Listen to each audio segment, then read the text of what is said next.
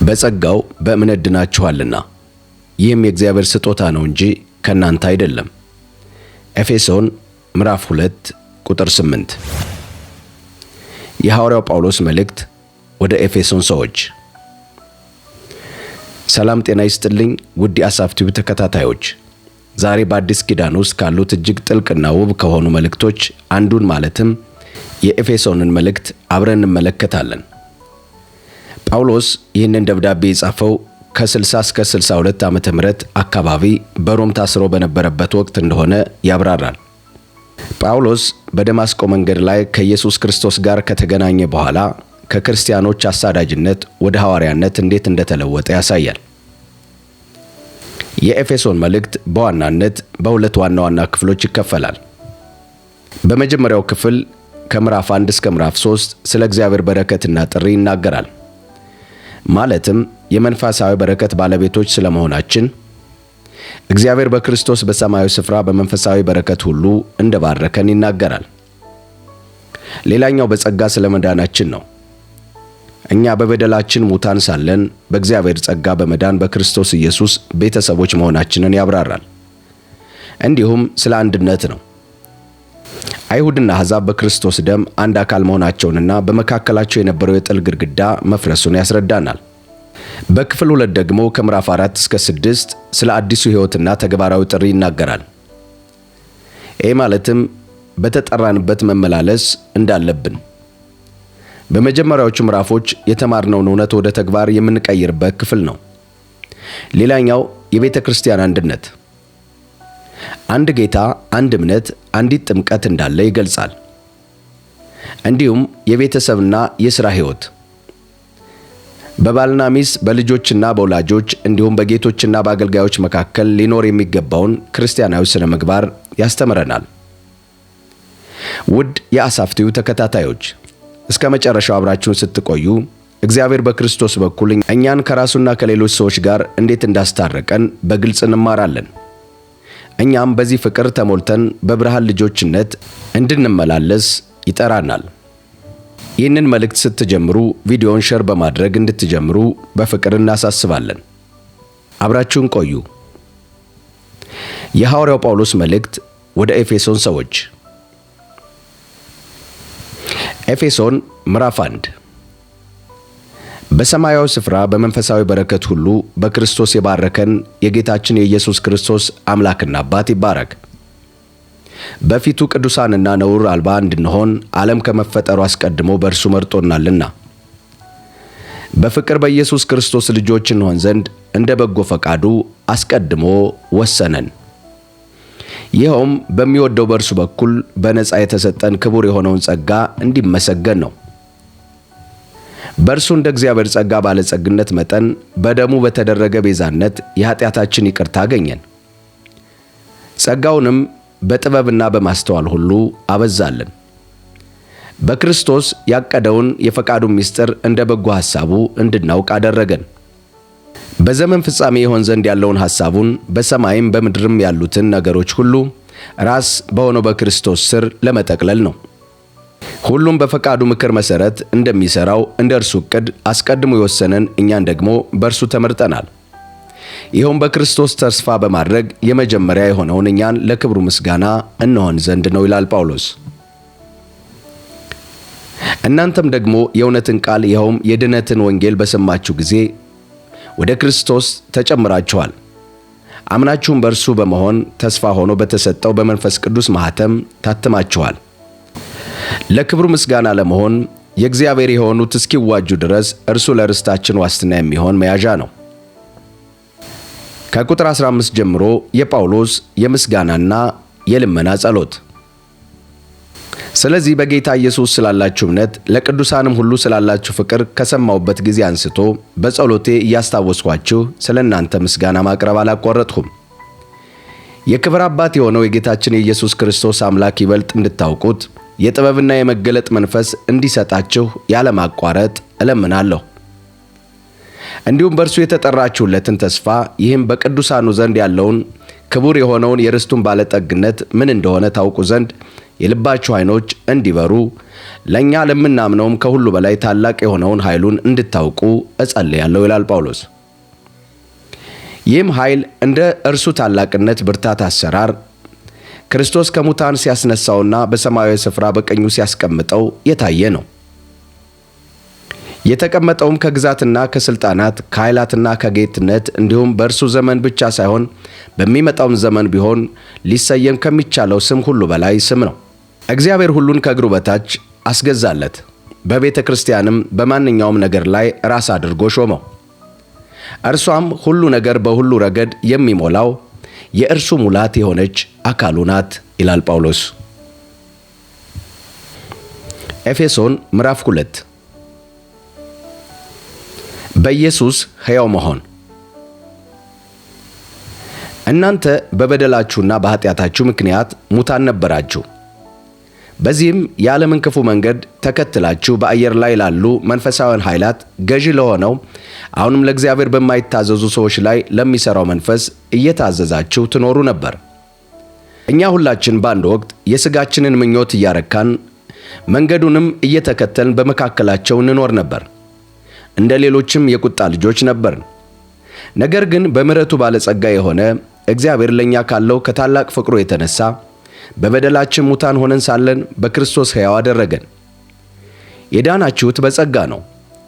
እግዚአብሔርም ከክርስቶስ ጋር አስነሳን፣ በክርስቶስ ኢየሱስ በሰማያዊ ስፍራ ከእርሱ ጋር አስቀመጠን።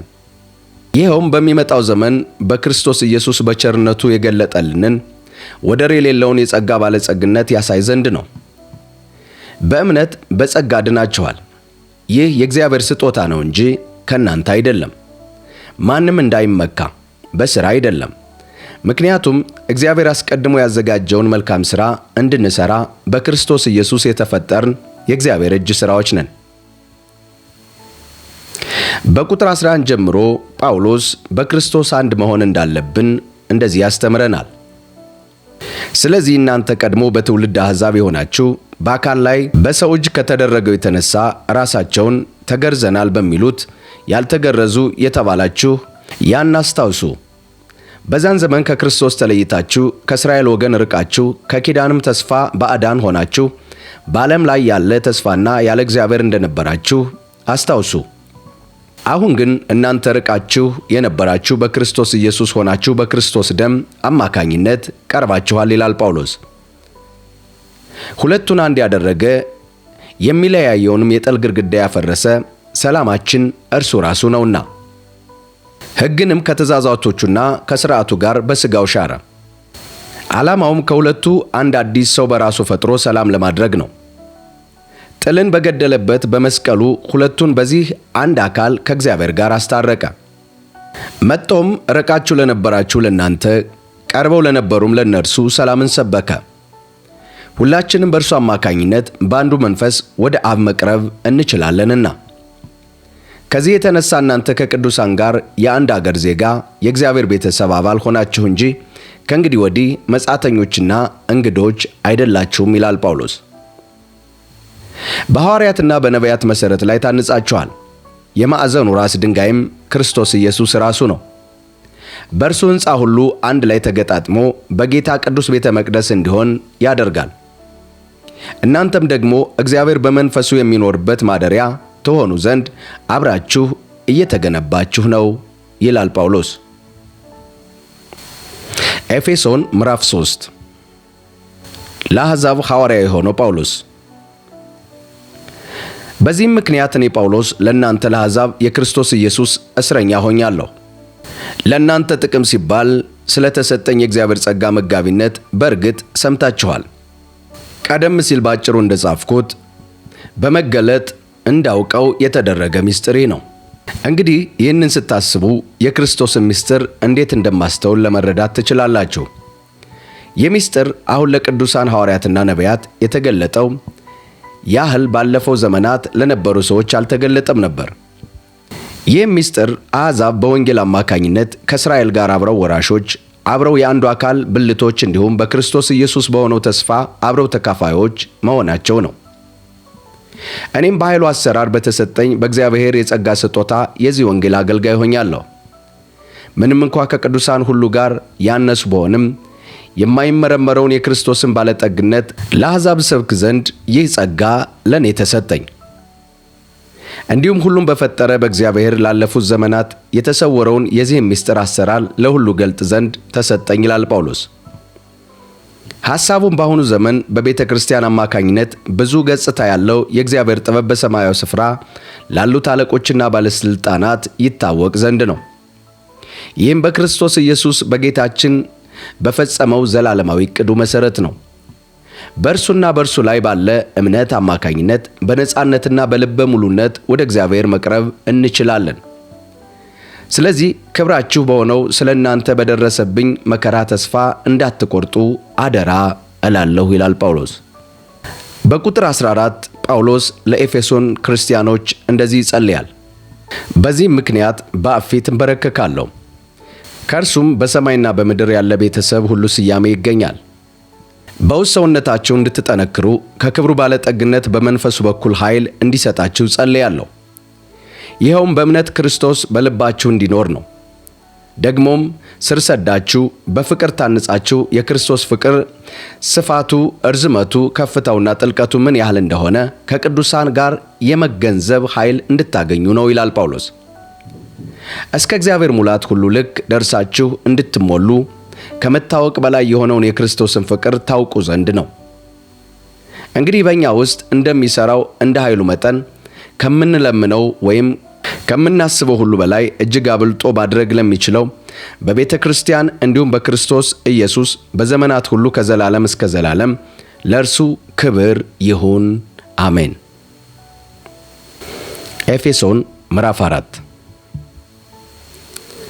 እንግዲህ በጌታ እስረኛ የሆንሁ እኔ ለተቀበላችሁት ጥሪ የሚገባ ኑሮ ትኖሩ ዘንድ እለምናችኋለሁ። ፍጹም ትሑታንና ገሮች ሁኑ፣ እርስ በርሳችሁ በፍቅር እየተቻቻላችሁ ትዕግሥተኞች ሁኑ። በሰላም ማሰሪያ የመንፈስ አንድነትን ለመጠበቅ ትጉ። እንደ ተጠራችሁ ሁሉ አንድ አካልና አንድ መንፈስ አለ፣ አንድ ጌታም፣ አንድ እምነትና አንድ ጥምቀት አለ። ከሁሉም በላይ የሆነ በሁሉ የሚሠራ በሁሉ የሚኖር የሁሉ አባት የሆነ አንድ አምላክ አለ ይላል ጳውሎስ። ነገር ግን ክርስቶስ በወሰነው መጠን ለእያንዳንዳችን ጸጋ ተሰጥቶናል። ስለዚህም እንዲህ ይላል፣ ወደ ላይ በወጣ ጊዜ ምርኮን ማረከ፣ ለሰዎችም ስጦታን ሰጠ። ታዲያ ወደ ላይ ወጣ ማለት ደግሞ ወደ ምድር ታችኛው ክፍል ወረደ ማለት ካልሆነ በቀር ምን ማለት ነው? ወደ ታች የወረደው መላውን ፍጥረተ ዓለም ይሞላ ዘንድ ከሰማያት ሁሉ በላይ የወጣው እርሱ ራሱ ነው። አንዳንዶቹ ሐዋርያት፣ አንዳንዶቹ ነቢያት፣ አንዳንዶቹ ወንጌል ሰባኪዎች፣ ሌሎችን ደግሞ እረኞችና አስተማሪዎች የሆኑ ዘንድ የሰጠ እርሱ ነው። ይኸውም የክርስቶስ አካል ይገነባ ዘንድ ቅዱሳንን ለአገልግሎት ሥራ ለማዘጋጀት ሲሆን፣ ይህም የሚሆነው ሁላችንም የእግዚአብሔር ልጅ በማመንና በማወቅ ወደሚገኘው አንድነት በመምጣትና ሙሉ ሰው በመሆን በክርስቶስ ወዳለው ፍጹምነት ደረጃ እስከምንደርስ ነው። ከእንግዲህ በማዕበል ወደ ፈተና ወደ ኋላ እየተነዳን በልዩ ልዩ አይነት የትምህርት ነፋስ በሰዎችም ረቂቅ ተንኮልና ማታለል ወዲያና ወዲህ እየተንገዋለን ሕፃናት አንሆንም። ይልቁንም እውነትን በፍቅር እየተናገርን ራስ ወደ ሆነው ወደ እርሱ በነገር ሁሉ እናድጋለን። እርሱም ክርስቶስ ነው። ከእርሱም የተነሳ አካል ሁሉ በሚያገኘው ጅማት እየተያያዘና እየተጋጠመ እያንዳንዱ ክፍል የራሱን ሥራ እያከናወነ በፍቅር ያድጋል፣ ራሱንም ያንጻል። በቁጥር 17 ጀምሮ በብርሃን ተመላለሱ ይላል ጳውሎስ። ስለዚህ ይህንን እነግራችኋለሁ፣ በጌታም አደራ እላለሁ። በአስተሳሰባችሁ ከንቱነት እንደሚኖሩት እንደ አሕዛብ ልትሆኑ አይገባም። እነርሱ ከልባቸው መደንዘዝ የተነሳ ስለማያስተውሉ ልቦናቸው ጨልሟል፣ ከእግዚአብሔርም ሕይወት ተለይተዋል። ሕሊናቸው ስለደነዘዘ በማይረካ ምኞት በርኩሰት ሁሉ እንዳሻቸው ለመኖር ቅጥ ለሌለው ብልግና ራሳቸውን አሳልፈው ሰጥተዋል። እናንተ ግን ክርስቶስን ያወቃችሁት እንደዚህ ባለ መንገድ አይደለም። በእርግጥ ስለ እርሱ ሰምታችኋል፣ በኢየሱስ እንዳለው እውነት በእርሱም ተምራችኋል። ቀድሞ ስለነበራችሁም ሕይወትም በሚያታልል ምኞት የሚጎድፈውን አሮጌ ሰውነታችሁን አውልቃችሁ እንድትጥሉ ተምራችኋል። ደግሞም በአእምሮአችሁ መንፈስ እንድትታደሱ እውነተኛ በሆነው ጽድቅ እንዲሁም ቅድስና እግዚአብሔርን እንዲመስል የተፈጠረውን አዲሱን ሰው እንድትለብሱ ነው። ስለዚህ ውሸትን አስወግዳችሁ እያንዳንዳችሁ ከባልንጀሮቻችሁ ጋር እውነትን ተነጋገሩ። ሁላችሁም የአንድ አካል ብልቶች ናችሁና። ተቆጡ፣ ነገር ግን ኃጢአት አትስሩ። በቁጣችሁ ላይ ፀሐይ አትግባ። ለዲያብሎስ ስፍራ አትስጡት። ይሰርቅ የነበረ ከእንግዲህ አይስረቅ፣ ነገር ግን ለተቸገሩት የሚያካፍለው ነገር እንዲኖረው በገዛ እጆቹ በጎ የሆነውን እየሰራ ለማግኘት ይድከም። እንደ አስፈላጊነቱ ሌሎችን የሚያጸና ሰሚዎችንም የሚጠቅም ቃል እንጂ የማይረባ ቃል ካፋችሁ አይውጣ ይላል ጳውሎስ። ለቤዛ ቀን የታተማችሁበትን ቅዱሱን የእግዚአብሔርን መንፈስ አታሳዝኑ። መራርነትን ሁሉ፣ ቁጣንና ንዴትን፣ ጭቅጭቅና ስድብን ከማናቸውም ክፋት ከእናንተ ዘንድ አስወግዱ። እግዚአብሔር በክርስቶስ ይቅር እንዳላችሁ እናንተም ይቅር ተባባሉ። እርስ በርሳችሁ ቸሮችና ርኅሩኆች ሁኑ። ኤፌሶን ምዕራፍ 5። እንግዲህ እንደተወደዱ ልጆች እግዚአብሔርን ምሰሉ። ክርስቶስ እንደወደደን ራሱንም ስለኛ መልካም መዓዛ ያለው መባና መስዋዕት አድርጎ ለእግዚአብሔር እንደሰጠ እናንተም በፍቅር ተመላለሱ። ማንኛውም የዝሙት ወይም የርኩሰት ወይም የስስት ነገር ከቶ በመካከላችሁ አይነሳ፣ ይህ ቅዱስ ለሆነው ለእግዚአብሔር ሕዝብ አይገባምና። የሚያሳፍርና ተራ የሆነ ንግግር፣ ዋዛ ፈዛዛም ለእናንተ ስለማይገባ በመካከላችሁ አይኑር። ይልቁንም የምታመሰግኑ ሁኑ። ደግሞም ይህንን ወቁ፣ ማንም አመንዝራ ወይም ርኩስ ወይም ስግብግብ ይኸውም ጣዖት አምላኪ በክርስቶስና በእግዚአብሔር መንግሥት ርስት የለውም። ማንም በከንቱ ንግግር አያታላችሁ፣ ምክንያቱም የእግዚአብሔር ቁጣ በማይታዘዙ ልጆች ላይ የሚመጣው በእንደዚህ አይነት ነገር ነው። ስለዚህ እንዲህ ካሉት ጋር አትተባበሩ። ቀድሞ ጨለማ ነበራችሁ፣ አሁን ግን በጌታ ብርሃን ናችሁ። እንደ ብርሃን ልጆች ኑሩ። የብርሃን ፍሬ በበጎነት በጽድቅና በእውነት ሁሉ ዘንድ ነውና። እንዲሁም ጌታን ደስ የሚያሰኘውን ፈልጉ። ፍሬ ከሌለው ከጨለማ ሥራ ጋር ምንም አይነት ግንኙነት አይኑራችሁ፣ ይልቁንም ግለጡት። በድብቅ የሚሰሩት ነገር መናገር ራሱ አሳፋሪ ነውና፣ ብርሃን የበራበት ነገር ሁሉ ግልጽ ሆኖ ይታያል። ምክንያቱም ሁሉ ነገር እንዲታይ የሚያደርገው ብርሃን ነውና። ስለዚህም አንተ የምትተኛ ንቃ፣ ከሙታንም ተነሳ፣ ክርስቶስም ያበራልሃል ተብሏል። እንግዲህ ጥበብ እንደሌለው ሳይሆን እንደ ጥበበኞች እንዴት እንድትኖሩ ተጠንቀቁ። ቀኖቹ ክፉዎች ናቸውና ዘመኑን በሚገባ ዋጁ። ስለዚህ ሞኞች አትሆኑ፣ የጌታ ፈቃድ ምን እንደሆነ አስተውሉ እንጂ በመንፈስ ተሞሉ እንጂ በወይን ጠጅ አትስከሩ፣ ይህም ብኩንነት ነውና። በመዝሙርና በውዳሴ በመንፈሳዊ ዜማም እርስ በርሳችሁ ተነጋገሩ፣ በልባችሁ ለጌታ ተቀኙ አዚሙም። በእነዚህ እግዚአብሔር አብን በጌታችን በኢየሱስ ክርስቶስ ስም ስለ ሁሉ ነገር ሁል ጊዜ አመስግኑ።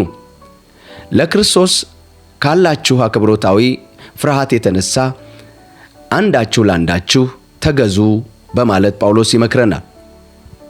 በቁጥር 22 ጀምሮ ባልና ሚስት ምን መሆን እንዳለባቸው ጳውሎስ እንደዚህ ያስተምራል።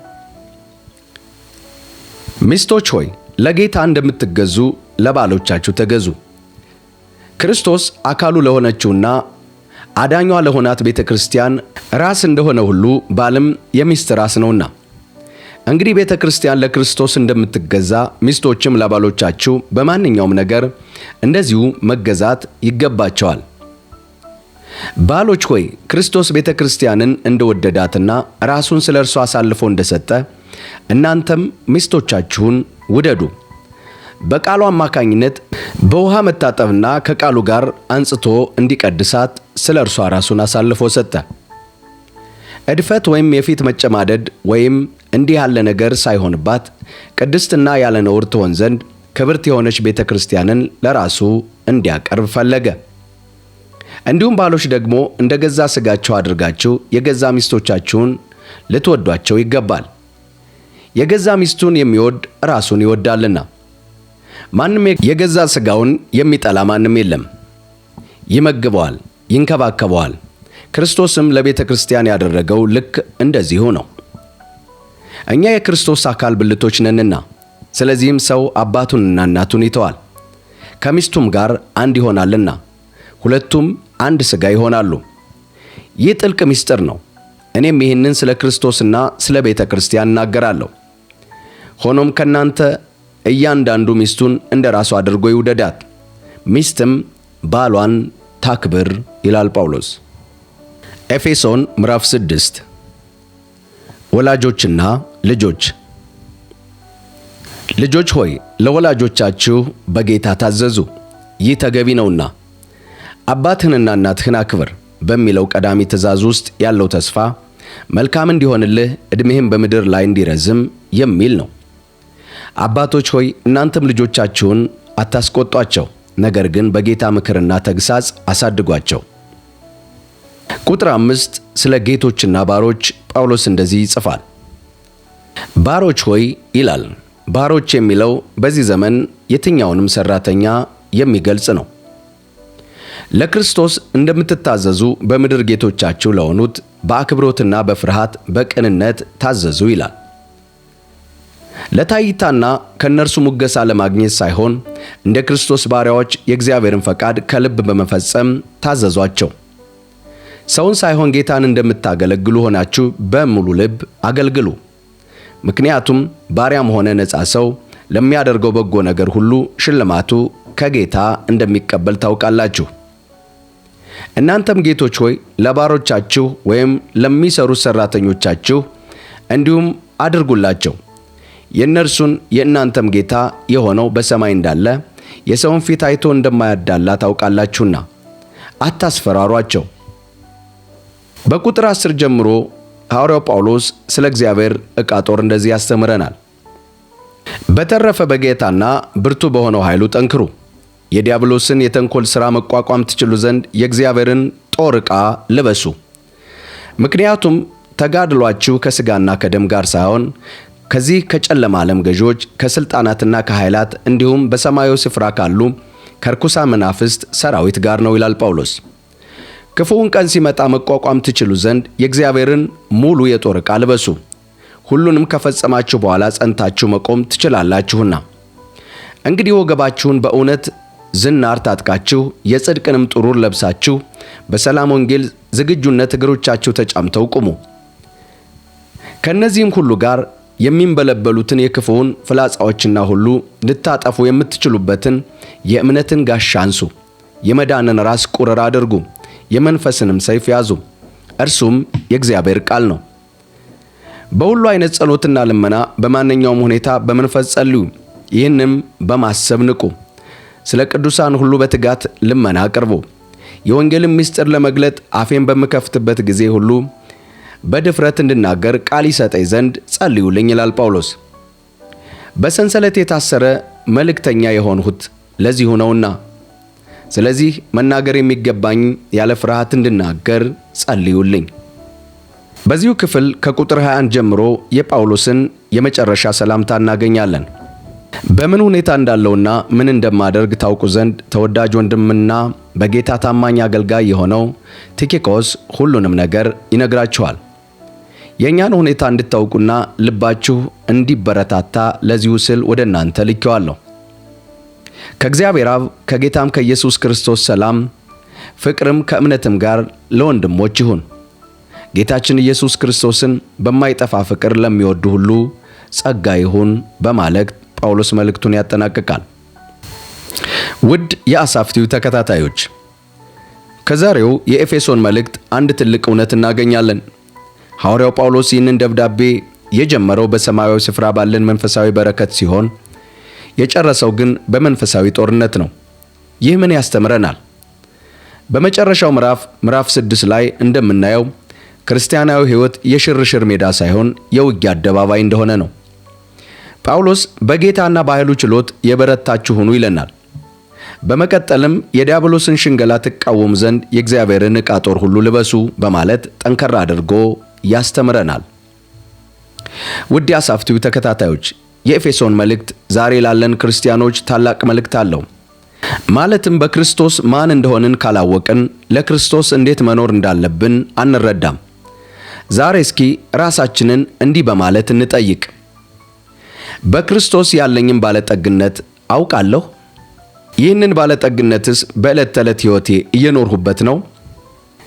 የእነዚህን ጥያቄዎች መልሳችሁንና እንዲሁም ከዛሬው መልእክት የተማራችሁትን በኮሜንት መስጫ ሳጥን ላይ በመጻፍ አጋሩን።